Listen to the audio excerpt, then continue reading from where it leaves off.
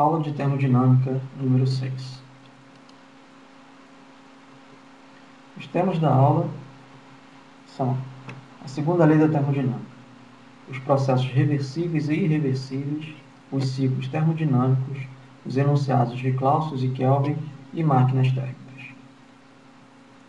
Processos reversíveis e irreversíveis.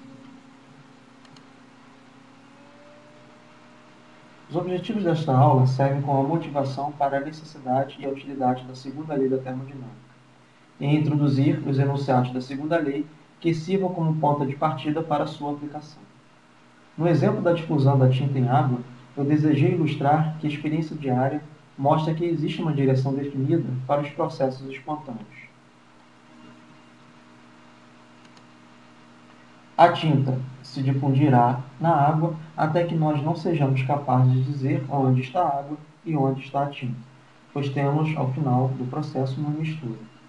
Baseado nessa experiência, deve ficar claro que o processo inverso não ocorreria espontaneamente.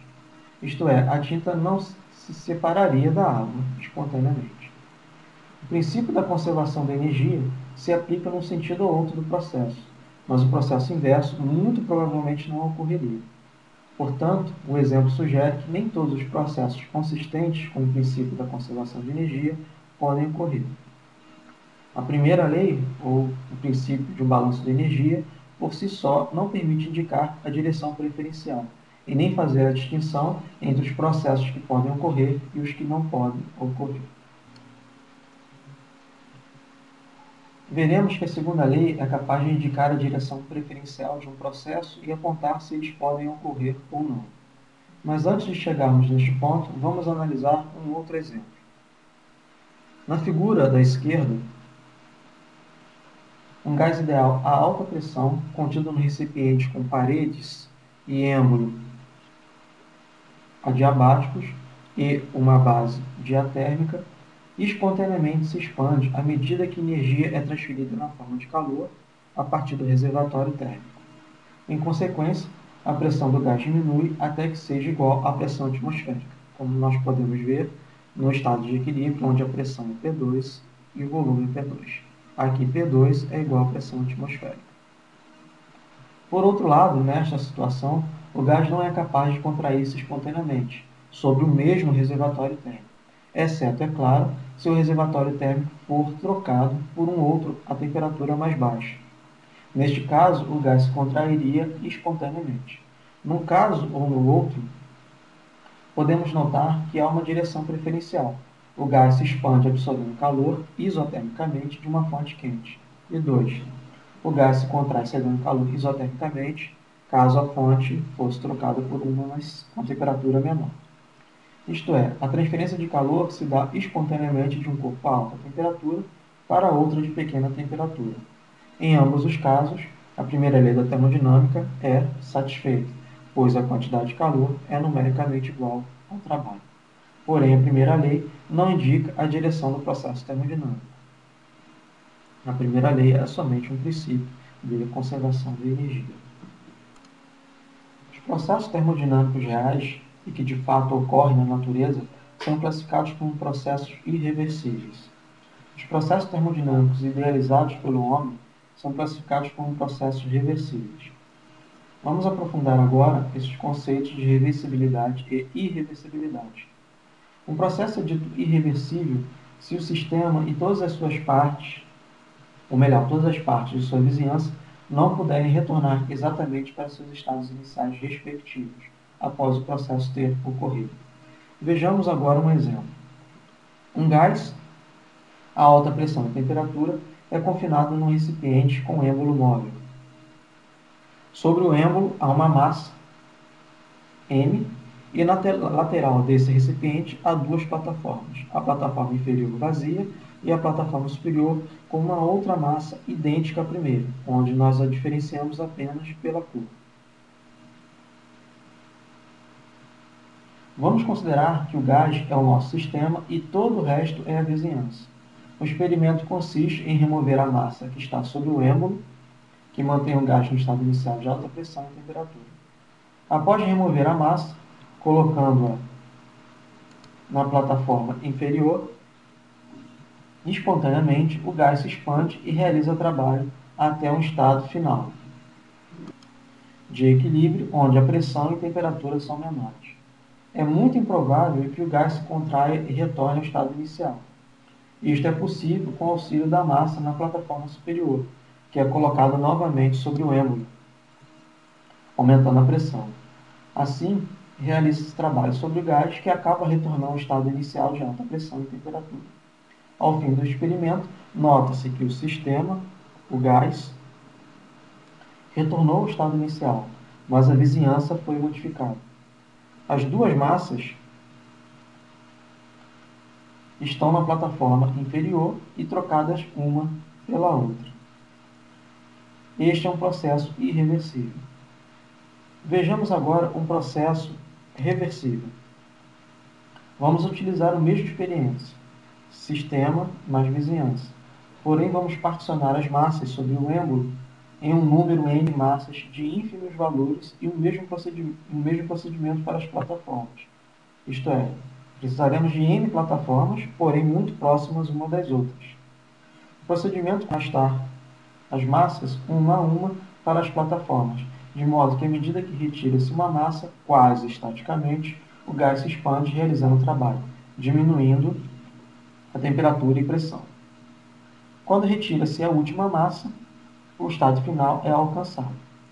Para retornar ao estado inicial, repetimos o processo inverso, isto é, colocando as massas novamente sobre o êmbolo, o que acarretará um aumento da pressão e da temperatura. Enfim, nota-se que o sistema, o gás, retornou ao estado inicial, mas a vizinhança não foi modificada. Este é um processo reversível. Note que para construir este aparato experimental, nós precisamos dividir a massa em n massas infinitamente menores.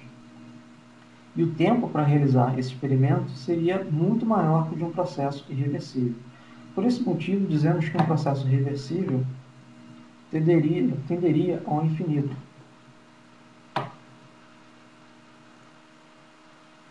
Enfim, não houve uma alteração no universo. Os processos normalmente reversíveis incluem uma ou mais das seguintes irreversibilidades: transferência de calor através de uma diferença finita de temperatura, atritos, corrente elétrica através de uma resistência, expansão livre de um gás até uma pressão mais baixa, como nós vimos na aula número 5 sobre a expansão livre de um gás ideal. Os processos reversíveis não devem ter trocas de calor finitas, isto é, a transferência de calor através de uma diferença infinitesimal de temperatura. Isso precisaria de um tempo infinito para ocorrer. Não deveria ter atritos, nem dissipação e muito menos turbulências. Os processos reversíveis ocorrem em um universo em constante equilíbrio, ou um sistema idealizado. Processos irreversíveis ocorrem em um universo que evolui de maneira a degradar-se. Exemplo, o calor não é convertido totalmente em trabalho útil num processo cíclico. Por esse motivo, dizemos que nem toda energia está disponível num processo cíclico. Há uma degradação da energia, ela é conservada, primeira lei, mas não é eficientemente aproveitada, é o que diz a segunda lei da termodinâmica. Resumindo, este é o sentido ao falarmos que devemos economizar a energia, porque nem toda a energia está disponível no processo cíclico. Em outras palavras, há uma degradação da energia. Ela é conservada, mas não é eficientemente aproveitada. Temos, portanto, a aplicação da primeira e segunda lei, respectivamente. A palavra-chave que acabamos de dizer foi num processo cíclico. Vamos entender isto a partir deste momento. Numa transformação cíclica, o sistema, ou parte dele, retorna ao estado inicial, após alguma transformação termodinâmica. Como a energia interna é uma função do estado termodinâmico, é evidente que sua variação é nula num ciclo. Daí, a primeira lei da termodinâmica diz que o calor trocado no ciclo é numericamente igual ao trabalho realizado no ciclo. E pela primeira lei, tanto faz se o calor é convertido totalmente em trabalho ou o trabalho é totalmente convertido em calor. Através da primeira lei, temos o princípio de conservação da energia. Apenas para enfatizar, O trabalho, ou calor, é numericamente igual à área subentendida pelos processos termodinâmicos num gráfico da pressão contra o volume. Os ciclos são a base de funcionamento das máquinas térmicas e dos refrigeradores. No refrigerador, a substância de trabalho, chamada refrigerante, percorre um ciclo termodinâmico e sempre retorna a seu estado termodinâmico inicial. Podemos dizer que há uma reversibilidade interna com boa aproximação. Porém, para funcionar como uma máquina, é essencial que haja certa quantidade de energia transferida para a vizinhança. Daí, neste processo, o universo, sistema e vizinhança, torna-se irreversível. Não é à toa que uma cozinha sem ventilação fica mais quente quando o refrigerador está trabalhando. O princípio de funcionamento do refrigerador é simples: retirar energia na forma de calor da parte interna do refrigerador, fonte fria, e transferir parte desse calor para o ambiente, fonte quente. Assim, neste processo, o refrigerador fica mais frio e o ambiente fica mais quente. Porém, para que esse processo seja possível, é necessário a utilização de um compressor, isto é, um aporte de trabalho. O refrigerador pode ser representado por um diagrama de transferência de energia e, através do enunciado de Clausius, diz que é impossível realizar um processo cujo único efeito seja transferir calor de um corpo mais frio para um corpo mais quente. O objetivo de um refrigerador é retirar calor de um reservatório de baixa temperatura com o mínimo de trabalho realizado e rejeitar calor para uma fonte quente. Refrigeradores que se aproximam de uma máquina ideal devem ter um coeficiente de desempenho que é numericamente igual à razão entre a energia que se transfere da fonte fria na forma de calor e o aporte de trabalho.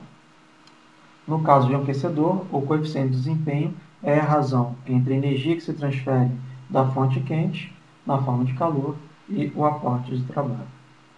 Nas próximas aulas, veremos os seguintes corolários, mas já apresentaremos.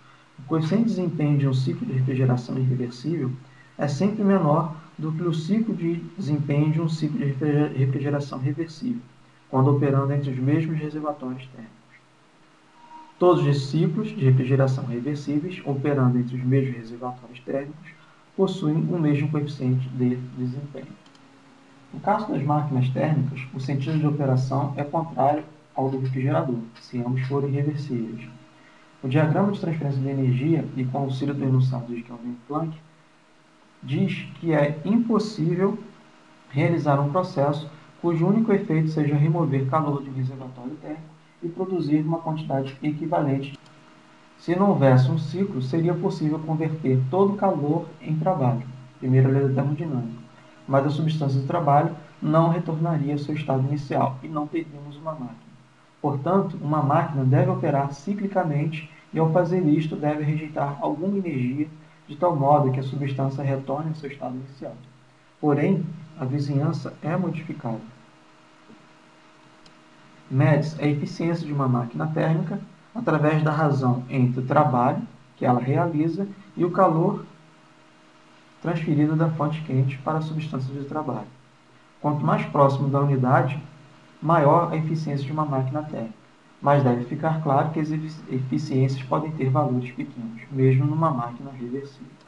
Analogamente, os corolários são: a eficiência de um ciclo de potência irreversível é sempre menor do que a eficiência de um ciclo de potência reversível, quando operando entre os mesmos dois reservatórios térmicos.